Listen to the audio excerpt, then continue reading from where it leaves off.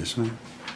My name is Janice Mathis. I represent Pierre DeVaughn in his attempt to get justice in the courts of Georgia. Pierre was unjustly convicted of murder for hire, and we are attempting to overturn his conviction. And that is because his trial was flawed.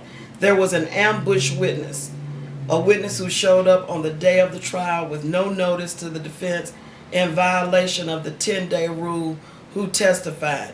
That was inappropriate. Blacks were struck from the jury because they had had prior negative experiences with the criminal courts in Georgia. That is hardly a surprise. If we struck every black person in Georgia who had a negative experience with the court, you would never get a jury of a defendant's peers.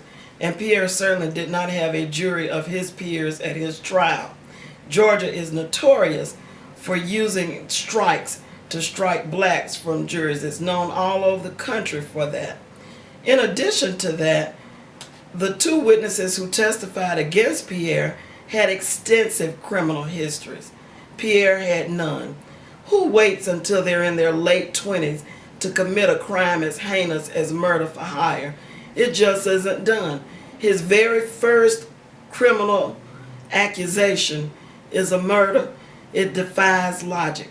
In addition to that, there was no evidence, no physical evidence, no fingerprints, no blood, no fiber, no hair, nothing to connect Pierre to the scene of this crime.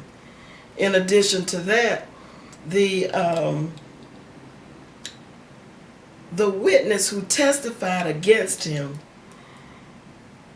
never faced any charges at all.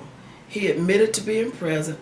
He admitted to helping to procure the weapon, yet he walked away from this scot-free after testifying.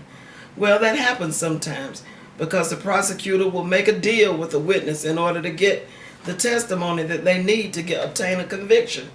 But there is a rule that says if there is a deal, that deal must be revealed to the jury. The prosecutor in this case said there was no deal. So the jury had no idea that this person could have been facing charges himself and walked away scot-free with no legal entanglement at all. For all of these reasons, we know that Pierre did not receive a fair trial, and we're doing everything we can to overturn that conviction so that the truth will finally be known.